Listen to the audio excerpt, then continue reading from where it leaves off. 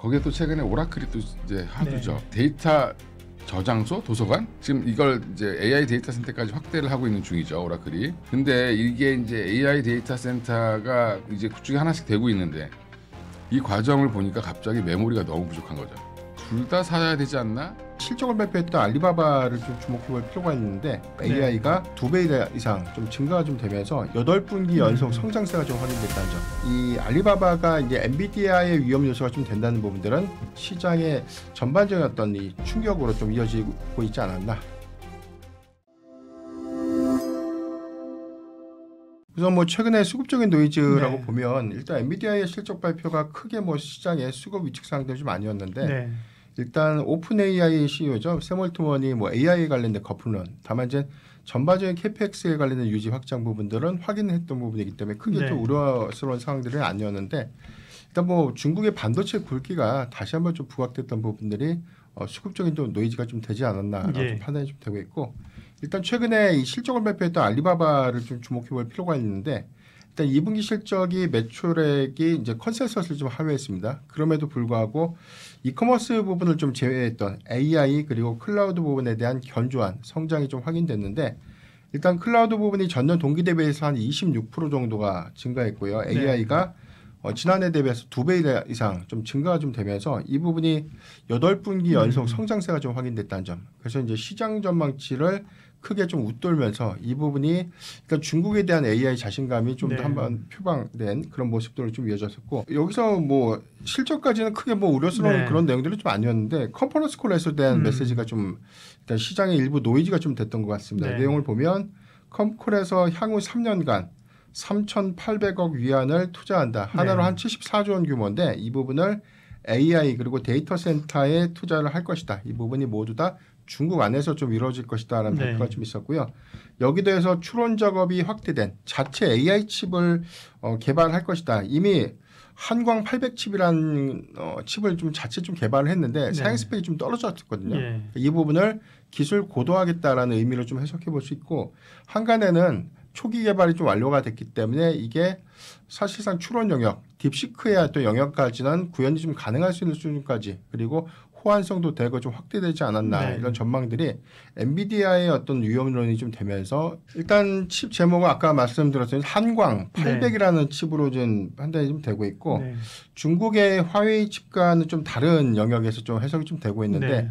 엔비디아가 현재 이제 쿠다라고 좀 불려 있는 GPU 전용 병행 플랫폼에 이제 고안되는 그래서 이제 GPU를 좀 잘 돌아가게 하는 역할을 하는 이 쿠다라는 이 체제에 가장 적합하게 좀 구현되는 게 엔비디아의 칩인데 네.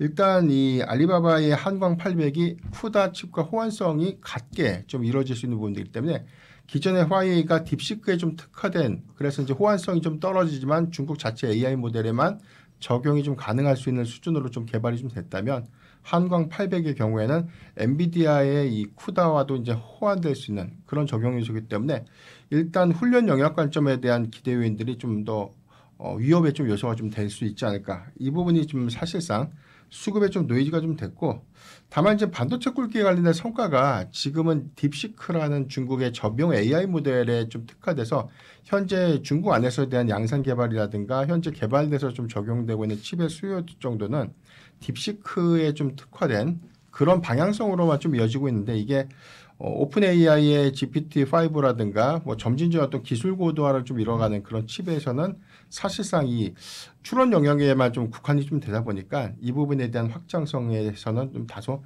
제한적이지 않을까. 그리고 여기 더해서는 일단 훈련 영역에서에 대한 소화를 하기 위해서는 엔비디아 칩이 절대적으로 좀 현재는 필요한 상황인데 네. 중국 시장 안에서는 현재 이런 이 훈련 영역까지를 모두 다 커버할 수 있는 대체제가 현재는 좀 없다.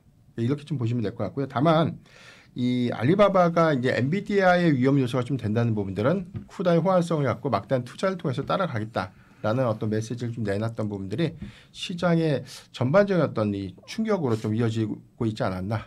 중국 반도체 기업들이 계속해서 좀 노력을 좀 하고 있는데 네. 일단 2020년도에 HBM3 초기술까지를 좀 내놓고 있는 CXMT의 경우에는 일단 내재화 가능성들이 좀 없다라는 전망들이 좀 나오고 있어요. 다만 네. 전체적인 어떤 우리가 수율에 대한 어떤 기대원들을 보면 한 40%가 좀 채 안 될 것이다라는 전망들이 좀 우세하고 이제 HBM3에 관련된 초기 수율을 잡고 점진적으로 양산을 정상화하는 그 시점이 2026년도보다는 2027년도에서 뭐 한 2028년도에나 돼야 좀 더 이제 어느 정도 좀 이 구현이 좀 그 수요에 어떤 대응할 수 있는 정도에 대한 물량 양산이 가능하지 않을까라고 좀 전망되고 있고 이 차이에서 현재 시점으로 보면 삼성전자나 SK하이닉스의 경우에는 뭐 2세대 이상의 격차가 지금 현재 벌어지고 있는 그런 상황들이기 때문에 일단 HBM3에 대한 양산 내재가 이루어진다고 하더라도 아직까지에 대한 이 전반적인 기술 격차가 좀 있기 때문에 HBM3 이상부터 HBM3 그리고 HBM4로 좀 이어지는 그 구간까지에 대한 영역은 어떻게 좀 확보할 것인가가 좀 관건인데 이런 기술적인 어떤 격차를 감안했을 때는 저는 사실 이 중국의 반도체 굵기는 뭐 상징성은 좀 중요하나 기술의 어떤 고도화들 이런 관점에서는 뒤처질 수밖에 없다. 그래서 저는 단기, 중기적 관점에서에 대한 위험 요소는 좀 제한적이지 않을까라고 좀 판단하고 있습니다. 여전히 저는 이제 엔비디아 이렇게 잡음 나올 때 사셔야 된다. 엔비디아를 만약에 투자하시는 분이면 없는 분이면 그렇게 생각하는데 왜냐하면 그리고 중국은 지금 H20 H20은 옛날 거잖아요 지금 그렇죠. 블랙엘이니까 맞아요. 그럼 더 좋은 거 내놓으라는 걸 수도 있고 예, 그리고 지금 그 정도는 우리도 할 수 있다. 할 수 있다. 맞아요. 예, 그러니까 조금 더 양질의 이번에 아마 이제 협상을 하고 있는데 뭐 틱톡 얘기도 나오고 오라클이 인수한다는 얘기도 나오고 하면서 미국과 중국이 뭔가 이제 협상, 관세 협상을 한다는 핑계로 서로 주고받는 게 뭐가 나올지를 좀 봐야 되긴 하겠지만 여전히 엔비디아는 중국 시장을 포기는 안 할 겁니다. 근데 그러면 중국 사양에 맞게 뭔가를 만들어서 납품할 텐데 그러면 미국 정부의 규제도 피하고 중국 정부의 만족도도 좀 만족도 시켜줘야 되는 상황으로 가겠죠. 그 중간 걸 뭘 하나 만들든지 해야겠네. 그죠? 네, 그래서 지금 뭐 그런 새로운 네. 제품들에 대한 얘기들이 나오고 있는데 B 시리즈를 좀 새롭게 개조해서 블랙 시리즈 중에서 좀 사양을 낮추는 미국 정부가 좀 뭐 통과시켜줄 수 있는 정도로 해서 진행을 할 걸로 예상을 하고 있고요. 최근에 이제 기사 보시면 엔비디아가 삼성전자한테 GDDR7 납품을 요청을 했었어요. 근데 그것도 사실은 HBM이 안 들어간 오히려 GDDR7 가지고도 할 수 있는 AI 칩을 만들겠다는 어떤 그 포석이라고 보면 새로운 걸 좀 준비하고 있는 게 아닌가 뭐 이렇게 생각하고 있어서 엔비디아는 너무 이제 걱정하지 마셔라. 그리고 미국 애널리스트들이 막 걱정하잖아요. 그들도 직업이니까 걱정하는 척하는 겁니다. 예. 우리나라 삼성전자 애널리스트들 보면 걱정하잖아요. 삼성전자. 네.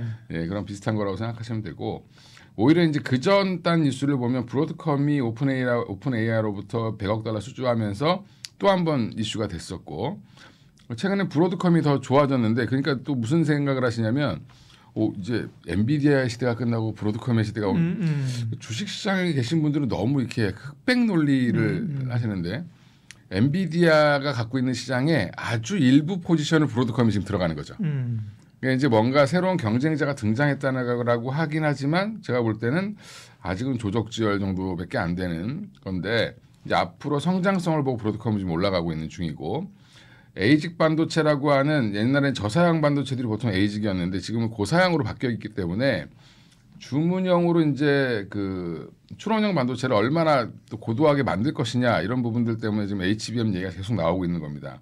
그러면 결국에는 브로드컴이 잘 되든 엔비디아가 잘 되든 우리나라 입장에서 나쁠 건 하나도 없다. 네, 우리 반도체 기업들은 다 좋다. 그렇죠. 거기에 또 최근에 오라클이 또 이제 하두죠. 네, 그러니까. 뭐 틱톡 인수한다부터 시작해서 나오고 있지만 사실은 오라클이 굉장히 오래된 기업이잖아요. 이 회사가 74년생인가 그럴 겁니다. 아마 이게. 네, 닷컴 버블 때 뭐 예. PR 100배 같은 유명한 그게 오라클 아니에요? 예. 근데 네. 오라클은 창업한 건 아마 그 새우깡이랑 좀 비슷한 네. 시기라고 알고 있는데 76년인가 뭐 77년인가 뭐 그럴 겁니다. 아마 저보다 한 2살 어렸던 것 같은데.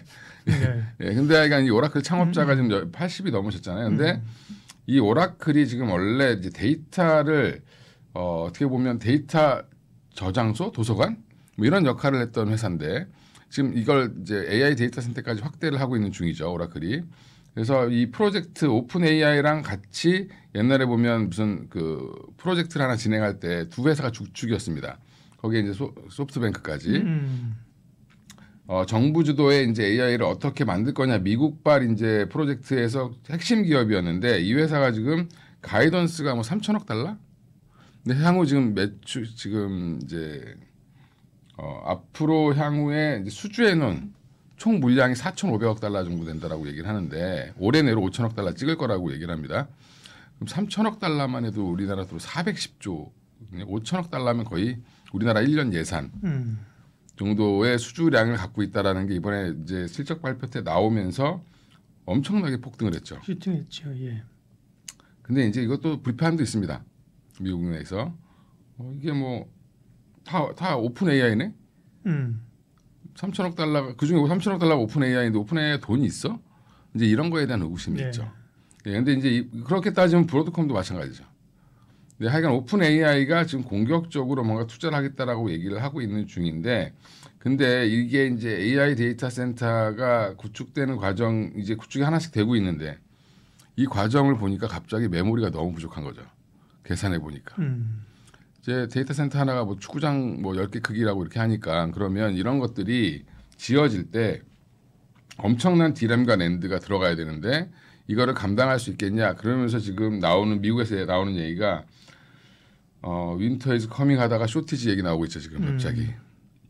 메모리 쇼티지가 지금 가장 큰 화두고 그거에 발맞춰서 지금 우리나라가 지금 뭐 대주주 요건 완화 뭐 50억 이걸 이제 유지한다라고 발표하면서 외국인들이 갑작스럽게 돈을 막 들어오기 시작합니다. 지난주부터. 그래서 지난주 이번 주 다 해서 보면 거의 한 3조 가까이 샀거든요. 그래서 거의 짧은 기간 안에 외국인들이 회기를 하고 있는데 이틀 전에는 이제 16일이죠. 9월 16일 날 1조 7천억을 샀어요. 맞아요. 코스피만. 하루에. 예. 그러니까 월간이 아니고 그죠? 예. 하루에 막 1조 넘게 막. 그것도 이제 샀다 팔았다 뭐 이렇게 한 게 아니라 그냥 아침 시작할 때부터 끝날 때까지 계속 샀습니다. 이제 이게 주문을 미리 다 내놓고 이제 뭐 그냥 사 이렇게 된 거죠. 브로커들한테 그냥 외국계 자금이 그냥 사세요. 삼성전자 하이닉스 그냥 요 가격 되면 그냥 알아서 사주세요 이런 거거든요 지금. 그래서 근데 그게 1조 7천억이 거의 대부분이 다 반도체에 쏠렸다. SK 하이닉스랑 삼성전자에 쏠렸다라는 부분이 그 부분을 아마 얘기를 한 것 같고 그 시발점은 샌디스크가 갑자기 랜드 가격 10% 인상한다고 얘기하고 마이크론도 한 30% 올릴 거다라고 얘기하고 있고 그러니까 메모리에 대한 뷰가 갑자기 확 바뀌었습니다. 예. 그리고 HBM 그러면 그러니까 기사를 또 그렇게 쓰시더라고요. 그러니까 또 HBM은 그럼 쪼그라드는데 메모리가 좋아지는 거 아니냐 이런 식으로 또 기사를 쓰시는 분들이 있어요. 기사에 말이 안 되는 논리죠, 그죠? 그게 말이 안 되는 그러니까 도대체 공부를 안 하고 HBM에 D램이 들어가는 건데. 예, AI 데이터 센터에 들어가는 거 보조 역할이 있는데 보조 역할도 너무 크니까 이게 참 어떻게 말씀을 드려야 다 같이 좋아진다. HBM도 성장세고 거기에 지금 메모리도 성장세 같이 탔다. 업황 회복에 대한 기대감이 증가했다. 그러면서 최근에 캐펙스 증가가 4년 만에 온다라고 지금 얘기가 나오고 있거든요. 근데 이건 다 알았던 거예요, 사실은. 왜냐하면 청주 15X 라인 같은 경우는 이미 짓고 있고요. 제가 얼마 전에 지나가 봤는데 우연히 이제 청주에 그 예식장 갈 일이 있어가지고 친척 결혼식 때문에 가는데 고속도로 타고 가잖아요. 중부고속도로 타고 가다 보면 왼쪽에 하이닉스 공장들이 보입니다. 짓고 있더라고요. 이렇게 딱 짓고 있는데 거의 다 외관이 완성됐어요. 이제 공정률 한 80% 가까이 됐다라고 얘기를 하던데 그러면 이제 그거 왜 지을까요? 그러면 결국엔 부족하니까 짓는 거죠. 근데 지금 삼성도 P4 라인 다시 또 재개했죠 공사. 거기에 지금 테일러 공장도 지금 또 한번 지금 다시 그렇죠. 4년 내내 뭐 텄다고 뭐하고 미루다가 이제 급해지니까 이제 테슬라양 물량 받으니까 확 짓기 시작하죠. 이게 공장 3개가 늘어나는 건데 이거가 물량이 어마어마합니다. 특히 테일러 공장은 연간으로 웨이퍼가 한 24만 장 정도 생산될 걸로 예상을 하고 소비가 될 걸로 예상을 하고 있고 P4랑 그다음에 M15X 합쳐도 한 10만 장 가까이 넘어갑니다. 그러면 거의 이제 이 40만 장의 웨이퍼가 더 들어가는 거라고 하면 이제는 처음부터 끝까지 전공정부터 후공정까지 다 좋아질 수밖에 없는 그래서 요즘에 소부장들이 날린 거죠. 네. 단순히 이제 이게 반도체가 사이클 산업이라고 판단을 해서 2배가 넘어가면 과하다. 그다음에 1배 미치면 싸다. 이게 계속 이게 그런 논리였거든요. 로직이죠. 예. 이 로직이 거의 한 뭐 20년 가까이 돌아갔던 로직인데 그 거꾸로 생각해 보면 이제 그러면 PER로 계산하는 시대가 오면 어떻게 될까? 이게 성장 산업이면 바뀌겠죠 또. 근데 물론 이제 이것도 사이클이 될 가능성이 있겠지만 새로운 사이클이 나오는 건데 그러면 새로운 사이클이 나올 때 밸류가 더 높아질 가능성도 있다. 그러면 SK하이닉스는 숫자가 잘 나오니까 이제 이거를 밸류를 어떻게 줄 것이냐의 싸움을 할 거고 그 다음에 또 하나가 삼성전자는 지금 1.5배만 줘도 9만 원입니다. 그러면 투자자들은 판단할 때 내가 9만 원을 갈 삼성전자를 살 거냐 아니면 새로운 길을 개척하고 있는 SK하이닉스를 살 거냐 요 기로인데 뭐 저는 둘 다 사야 되지 않나? 예, 아니면 조금 길게 보실 거면 삼성전자가 2배 가는 게 더 빠를 수도 있겠죠. 예, 그러면 오히려 삼성전자가 특별한 네. 악재가 없다라고 하면 삼성전자가 조금 더 업사이드 폭은 더 있다라고 보고 접근하는 게 좀 더 편하겠죠. 지금 현재 입장에서 보면. 근데 뭐 거꾸로 그럼 SK하이닉스를 마이크론 정도의 그 밸류를 주면 더 가겠죠. 그런 것들은 한번 고민을 좀 해볼 필요는 있을 것 같습니다.